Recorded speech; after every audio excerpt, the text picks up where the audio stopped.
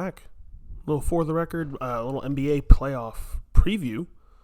We got through our first round of the play-in games, but tonight is the last play-in game. I'm trying to see who these last teams are. They're going to sneak into the playoffs. We've got, Heat versus Hawks at 7 and Mavericks Grizzlies 9:30, with both of those winning teams having a matchup against the 1 seed Thunder or Cavs, and the other team's going home.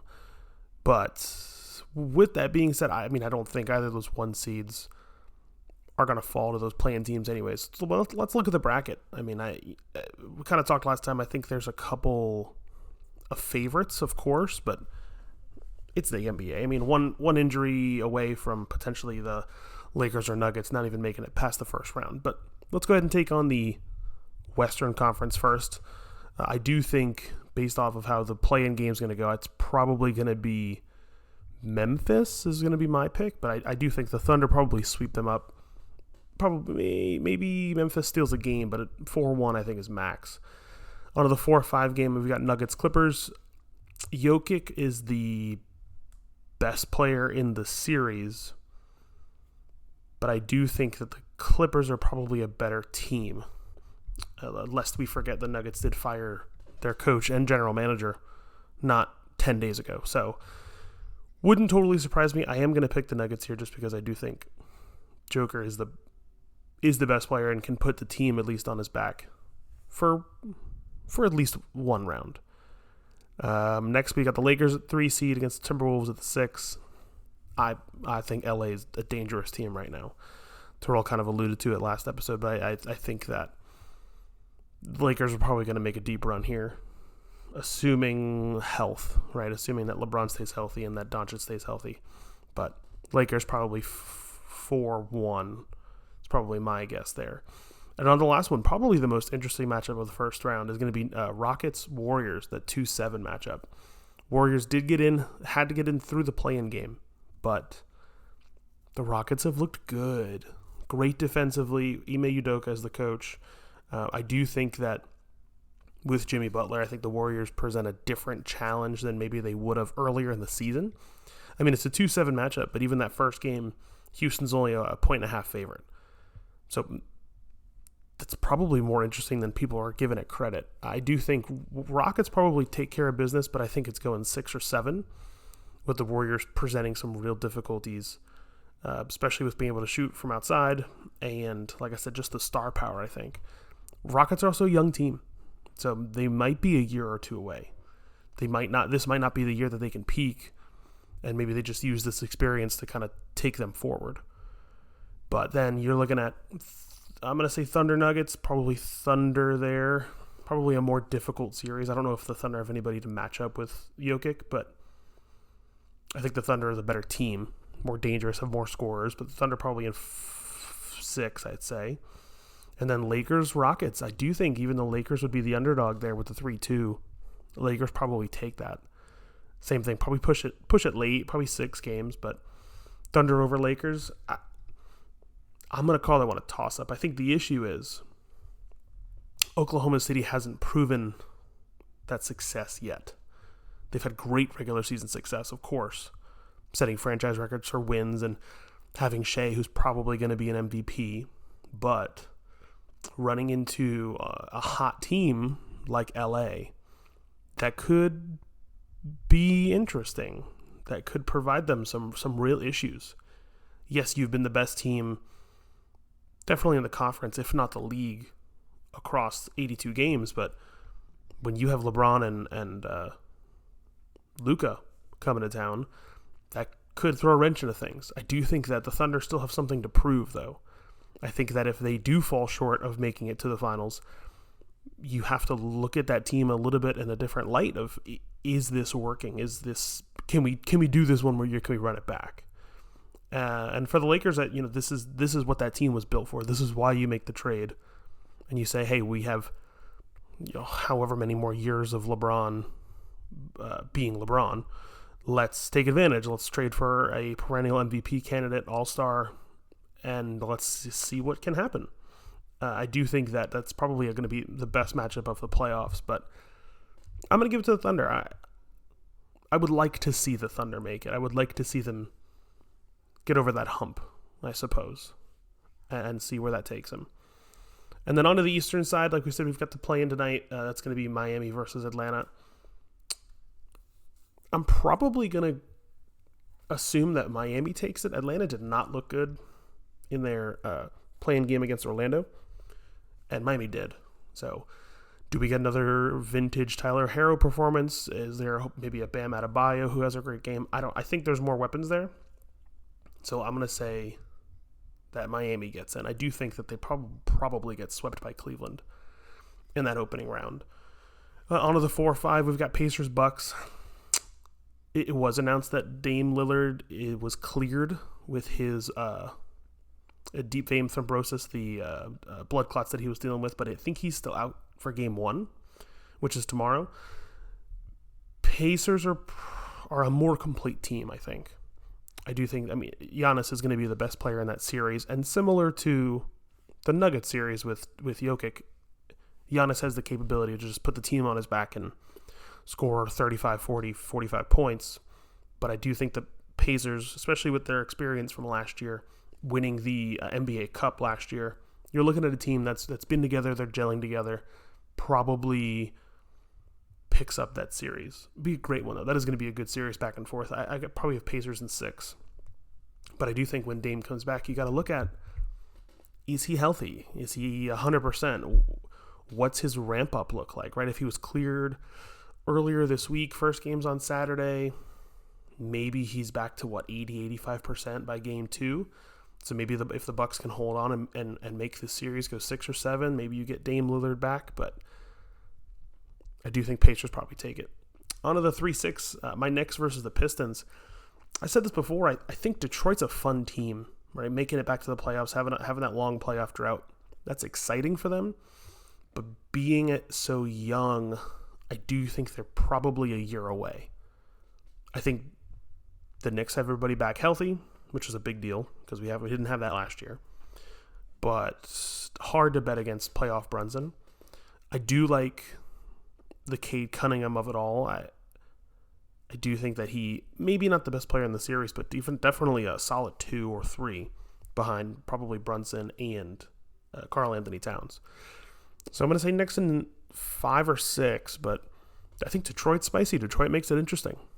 I do think that the Knicks are battle-tested, though. You look at last year, that series of attrition that they had against the 76ers where it was back and forth, right? Overtime game, exciting moments, late three-pointers for the lead or for the win. I do think that 76ers team was probably better than Detroit, but I do think Detroit has a higher ceiling. So if they put it all together and Cade comes out and he's got 30-point triple-doubles, that's going to be a problem. But New York knows what they're doing, at least in the first round. And I don't want to bet against them here. Even that first game, New York's favored by 7.5, which at the moment is the second largest spread. So let's say Knicks in 6, I think is what I'm good with. If Thibodeau's good for anything, he's good for a great opening round matchup. Maybe not too much deeper than that, but I think they've got it here. And then on the last one, we've got Celtics Magic. I don't think it'll be too much of an issue for Boston, but Celtics are favored by 13.5. Orlando did look great, I will say, to give them their flowers. They looked great in that opening play-in game. But you went from having a 15 to 20-point lead on Atlanta, and they went ice cold in the third quarter. Couldn't buy a bucket. And Atlanta got it back to single digits. So I don't know if Orlando has that killer instinct to kind of close the door. Yes, they absolutely blew the game back open in the fourth, won by 20-something points, but you're not going to have those second chances against Boston. So if Orlando is going to, I'll even say maybe sneak a game 1 or game 2 when it's in Boston and come back to Orlando with a tied series, they're going to have to show that they can not only dominate against a fantastic team, but keep that door closed. Because Boston's a great three-point shooting team. They have a bunch of different scorers that can hurt you. I do think Jason Tatum's best player in that series. but I wouldn't count. I don't think I would count out Orlando from at least picking up a game, maybe two. I think we saw in years past Boston getting matched up with Atlanta, who stole a game, or having some difficulty in the past with teams that they've got matched up with in these early rounds. I don't think there's upset potential for Orlando to take the series, but I do think that they could provide a scare or two, especially when the games come back to Orlando. Moving into the conference semifinals, I've got Cavaliers and Pacers, which, yes, Pacers, good team. Cavaliers are having they're having a fairy tale season right now. This is kind of the same team minus a few trades that they made, a new coach, but the same team that did try to make these runs in years past after they made the trade for Donovan Mitchell. They're ready. They are excited for the playoffs. I think that they have something to prove. I think Mitchell particularly has something to prove. Right? They want to show that, hey, we're not just a regular season team. And funny enough, I kind of put them in the same category as Oklahoma City, where we have the regular season success. We have these perennial all-stars or MVP candidates. Now we need to prove that when it matters and it comes to the playoff time, we can do it. We can go on a run, and we can kind of not surprise people, but hold that mirror up to ourselves and say, no, this is who we are. We are a championship contending team. We are one of the top 2 or 3 teams in the league, and we can prove that. So I do think the Cavaliers take it here. I think the only thing that would make it interesting is if the Bucks did upset the Pacers. Could Giannis, and probably a healthy Dame Lillard at that point, could they take over a series against the Cavaliers? And maybe, I do think that would be fun, but the Pacers, I don't think that they have the horses to run with the Cavaliers across multiple games. Maybe a game or two, maybe they do steal. Right? Halliburton's good for double-digit assists. Pascal Siakam can score 25, 30 points a game, but the Cavaliers are a deeper bench. I think it's just a better team, and their highs are higher than the Pacers can reach right now. And then on the other side, Knicks, Celtics, and I hate to say it, I don't think that the Knicks have a real shot at advancing past the conference semifinals.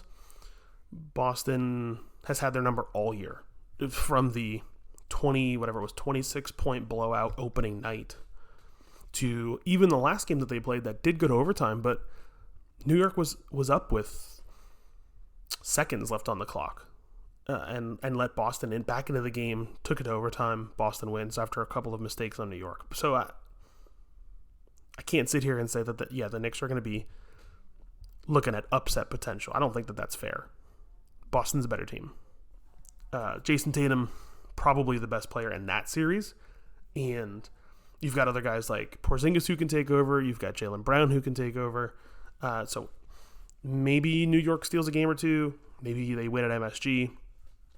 But you're probably looking at 5 or 6. I don't know if the Knicks could take it to 7. Right? We haven't even proved that we can beat Boston in a single game during the regular season. Now, of course, everything kind of gets flipped upside down if there's an injury. That's what happened with New York last year, running into the Pacers when Jalen Brunson broke his hand. But if both teams remain healthy, it's definitely going to be Boston who advances here.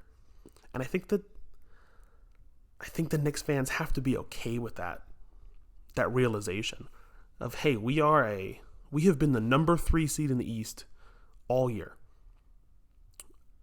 But I don't think that we are even close to that, jumping into the next tier of the top 2 or top 3 teams in the league. So I think that's where that separation is. Right? If you compare that to the Western Conference, Lakers are the 3 seed, but Lakers could. I do think there's a path for the Lakers to beat the Rockets at the 2 seed and then potentially beat the Thunder and go to the finals. That's not out of reach.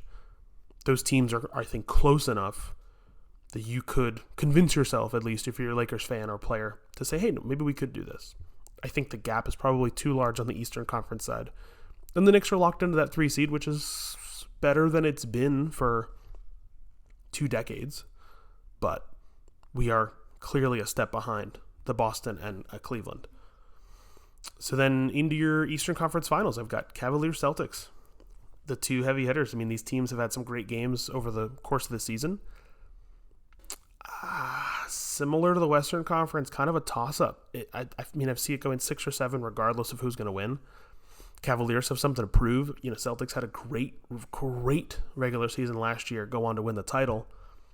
Do they still have that fire or that desire or that like chip on their shoulder kind of to prove something? And everybody knows, I mean, Cleveland does. Cleveland has something to prove. This is the first time they've been the 1 seed without LeBron. As we said, there is a path for them to take care of the first round, take care of the second round, and now you're going to run up to the champions from last year. So what better opportunity to say, hey, here's who we are. This is the team we want to be. I do think, regardless of who comes out of the East, between Cleveland or Boston, they're probably going to win the title. I think that's my prediction here. I think the Western Conference has more teams who could surprise. Right, the Warriors could go on a run. Lakers at 3 could go on a run. I don't know if the Nuggets could, but again, I can't count. I think Jokic is the best or second best player in the league. But as a team, pound for pound, whoever's coming out of the Eastern Conference, I think will be the favorite. Probably, and again, 6 or 7. It'll be a great series, is my guess. But that's what I'm going with. Now, I don't know, just to kind of piggyback on the Knicks thing. I do think that if they fail to advance past the Pistons, you're looking at it as a failure, of course. Right, a 3-6 matchup, as you should. But then if you do advance past the first round, you run into Boston. As long as you don't get swept, right, as long as it's not a 4-0, I don't think this is a failure of a season. Now, of course, I think when you're looking at it in the context of you trade a boatload of picks, as well as players, to pick up Karl Anthony Towns, Mikal Bridges, you have a thinner bench because of that, right? You had to trade away the Dante DiVincenzo's. You had to trade away some of these other pieces that you had, as well as first-round picks, of course, to try to pick up that higher-end talent. And I think that Karl Anthony Towns and Jalen Brunson should be all-NBA players this year. If this team is healthy with maybe Mitch Robinson from the start of the year, maybe they pick up a little bit of that slack defensively. But I don't think that there's a universe that they beat Cleveland or they beat Boston, especially in a series. So, what do you do for next year? Right? And I might have to deep dive into this just in case the Knicks do lose. But do you run it back? Do you just say, hey, we have the pieces, we have everything that we want, we think that if we roll the dice one more time, that we could change the outcome? I mean, last year's team that didn't have Mikal Bridges or didn't have Karl Anthony Towns was fun. It was exciting, and it was almost this unexpected. Like, you weren't sure what was going to happen. And any given game or any given day, you could go out and Brunson could score 30, 35, 40 points in a playoff game like we saw last year. But you could also have chip-ins from Josh Hart, Dante DiVincenzo, whoever else, and have a good series. I do think, right, if Mitchell Robinson stays healthy, Jalen Brunson doesn't break his hand, OG Anunoby isn't out for however many games he sat in the last spring, maybe we do beat the Pacers. But I think we still run into the Celtics in the conference finals and come up short. So do we need to press the big red button, and do we need to change coaches? Do we need to look at what's our strategy? Do we need to have a different sort of style of offense? Where, I mean, we're bottom of the league in 3 points attempted. We're a very efficient team, of course, with the players that we have, but we don't have a great rim protector in Karl Anthony Towns, although he's a fantastic scorer.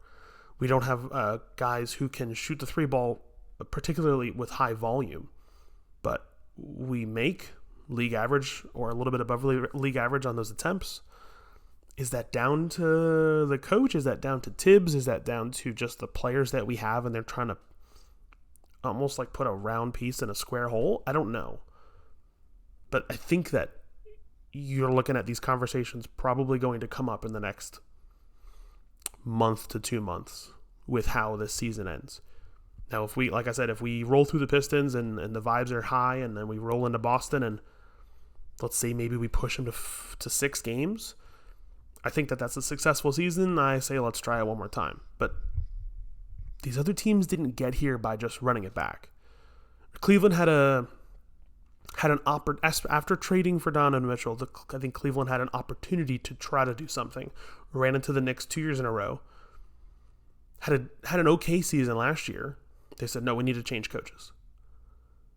Yes, they made a couple of trades for some role players and they kind of filled out the rest of that roster, but they were by far the best team in the Eastern Conference. As compared to Boston, who, for the majority of the season, kind of had the same players they did last year, barring a couple of guys who had to sit out due to injury for a couple of games. But I think those are two very different approaches of we are comfortable where we are. We know that we have the pieces we want. We just need more time, i.e., again, probably Detroit. Or, hey, we tried this. It didn't work. We have to change something for next year.